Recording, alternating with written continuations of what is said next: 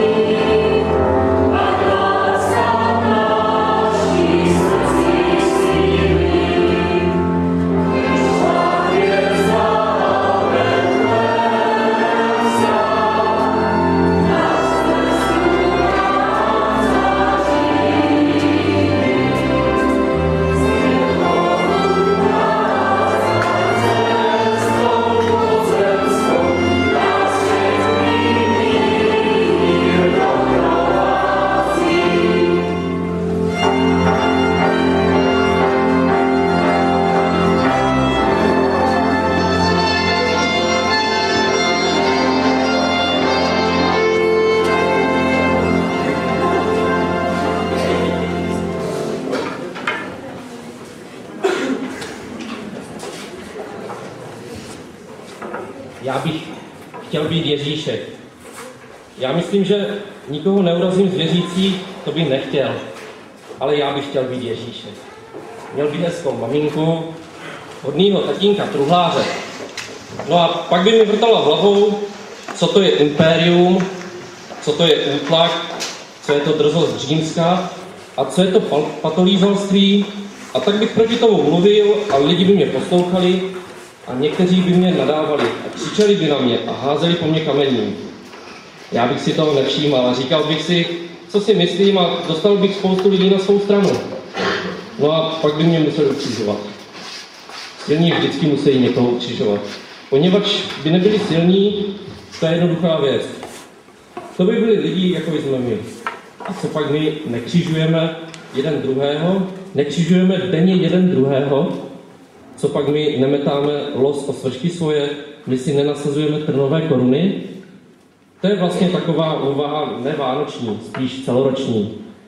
O Vánocích aspoň na chvilku je pokoj. Víte, ono se nemá zabíjet, ono se nemá vraždit tyhle 2 dny, protože to se narodil syn člověka, jak na něj volali Židé. Kdo je ten syn člověka? No, divili se, poněvadž už tenkrát bylo málo synů člověka. Synové úředníků a funkcionářů a milionářů, ale málo synů člověka. A Vánoce mají jednu výhodu, že se chováme aspoň ty 2 dny slušně.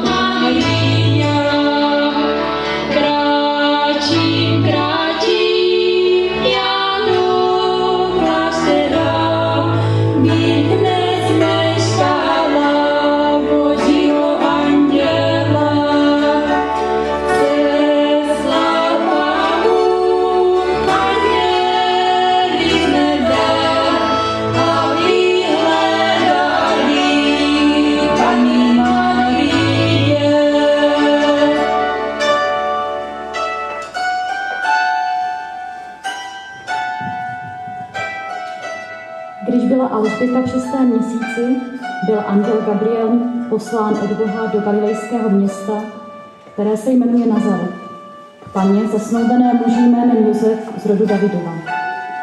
Jméno té pany bylo Marie. Přistoupil k ní a řekl: Buď zdráva, milostí zahrnutá, Pán s tebou. Ona se nad těmi slovy velmi zarazila a uvažovala, co ten pozdrav znamená. Anděl jí řekl: Neboj se, Marie, vždyť si nalezla milost u Boha. Hle, počneš a porodíš syna a dáš mu jméno Ježíš. Ten bude velký a bude nazván synem Nejvyššího a Pán Bůh mu dá trůn jeho otce Davida.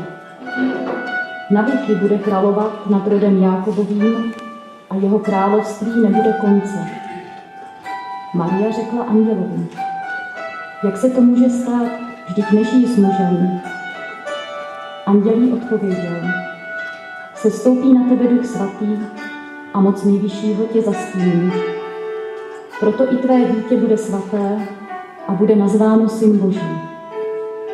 Hle, i tvá příbuzná Alžběta počala ve svém stáří syna a již je v 6. měsíci, ač se o ní říkalo, že je neplodná. Neboť u Boha není nic nemožného. Marie řekla: Hle, jsem služebnice Páně, staň se mi podle tvého slova. Anděl pak od ní odešel.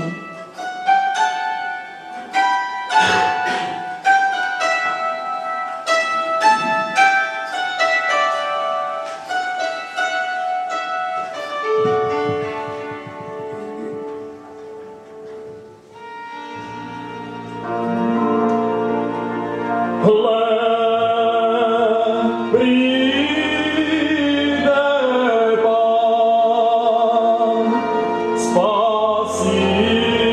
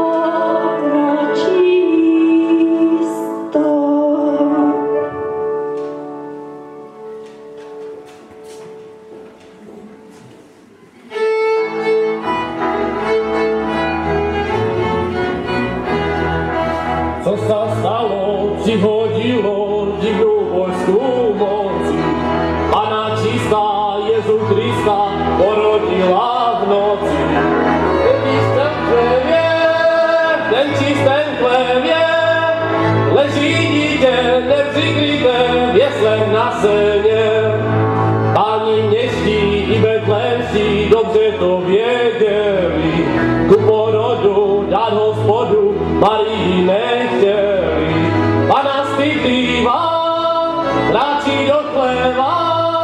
musela jít tam porodit svojho syna.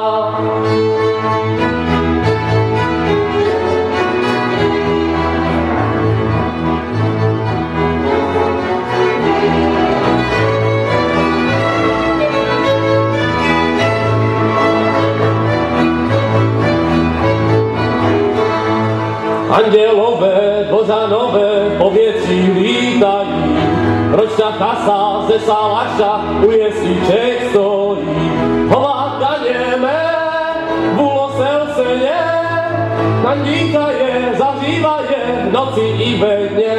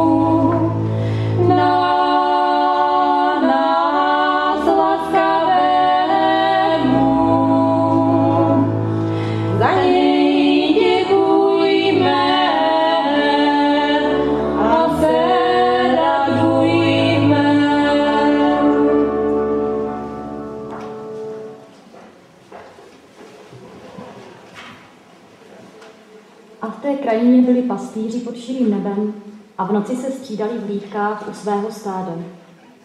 Náhle při nich stál anděl a sláva Páně se rozzářila kolem nich. Zmocnila se jich veliká bázeň. Anděl jim řekl: nebojte se, hle, zvěstuji vám velikou radost, která bude pro všechen lid. Dnes se vám narodil Spasitel Kristus Pán v městě Davidově. Toto vám bude znamením. Naleznete děťátko v plenkách, položené do jeslí. A hned tu bylo s andělem množství nebeských zástupů a takto chválili Boha. Sláva na výsostech Bohu a na zemi pokoj mezi lidmi. Bůh v nich má zalíbení. Jakmile andělé od nich odešli do nebe, řekli si pastýři: pojďme až do Betléma a podívejme se na to, co se tam stalo, jak nám Pán oznámil. Spěchali tam a nalezli Marii a Josefa i to děťátko položené do jeslí. Když je spatřili, pověděli, co jim bylo řečeno o tom dítěti. Všichni, co uslyšeli, úžasli nad tím, co jim pastýři vyprávěli.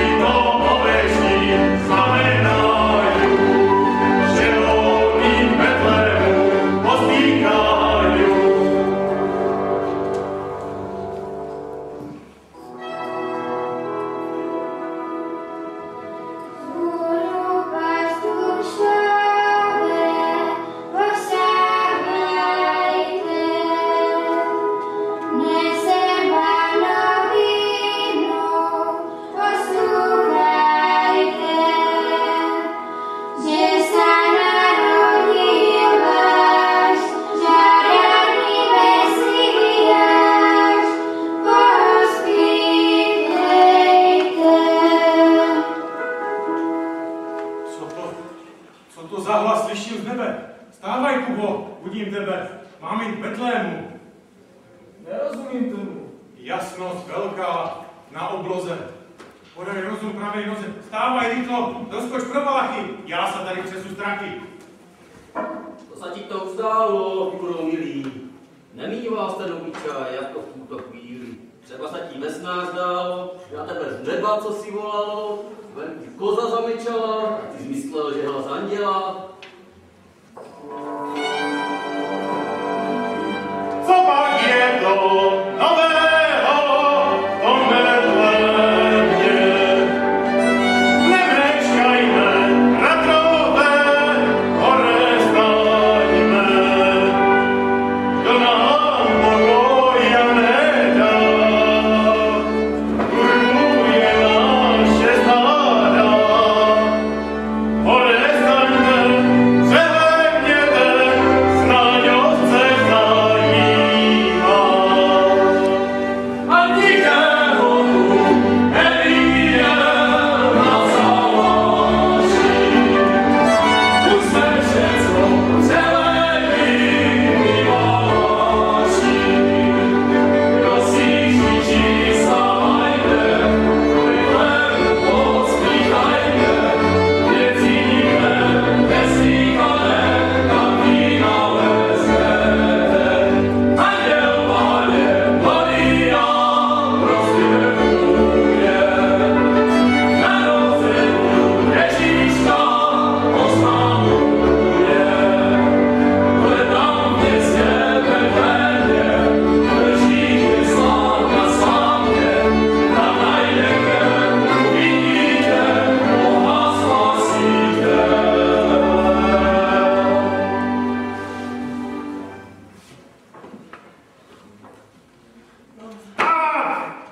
Spíte všetci jak hovada? Nedáte pozor na stáda. A já, že jsem nespal, Bůh anděla zeslal. Hola, chaso, skok stávajte, krpce svoje obuvajte. Poslyšte zpívání. Pán Bůh, kač být s námi.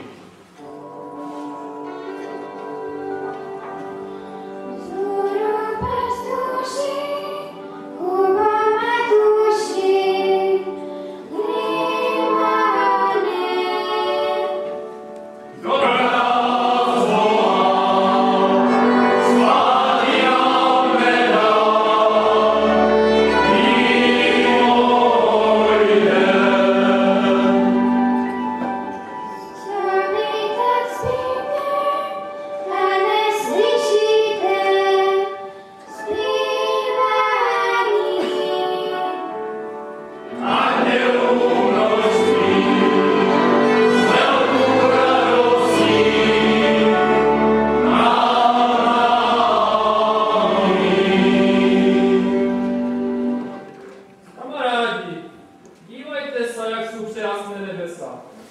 Anděl se nám ukazuje, do Betléma ukazuje.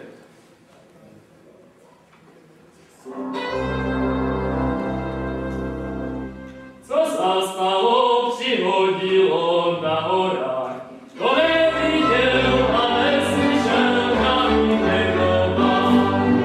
Nepovídá přejasné, nepovídá jestli prostě Boha. Nepovídá přejasná,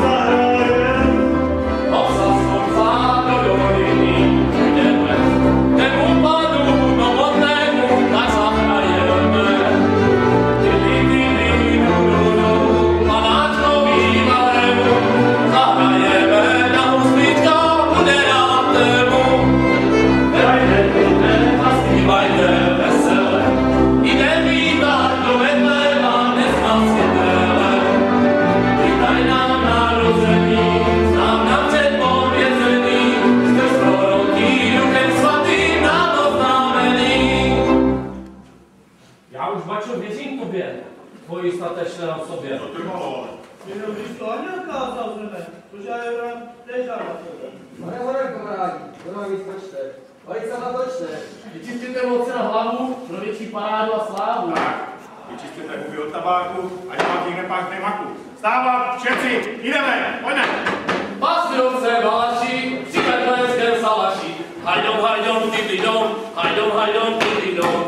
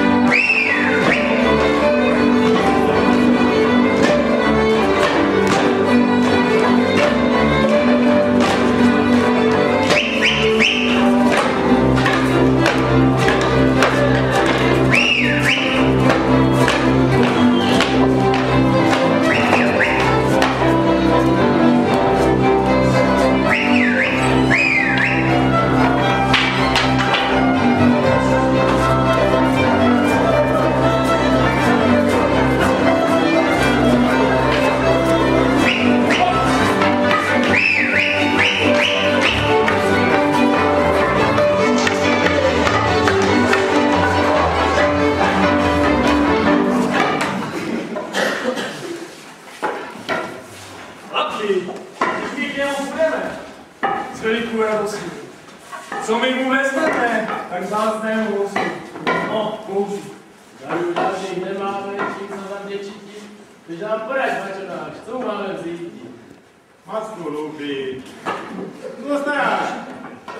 Kukušek, teď na saláš, vyber tam pro pána tučného barana. No já mu dám si na 2 hrudy a dýmčí se 3 sudy. To já? Vůbec službám. Dobrou satu svědem. Já velikou hrudu parovou a jednu zrovnou. Vůbec vás tu druhou. Dobrá, to máš, vezmu do sladkého, do pána velkého. A já? Víte můky, vajíčka, všemu navaří matíčka. Vem si na to tragač. A já mu vezmu do kabele maku a jeden pytel nemá. Já, zkušenej řepy, vátroše. Co? Já jsem to vaří potroše. Já dám takovou klobásu, že se nás to přidá do pášu.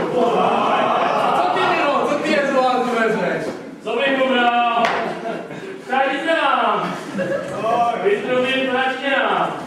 Ať tu zprávu za besu, ledevnice do zesu.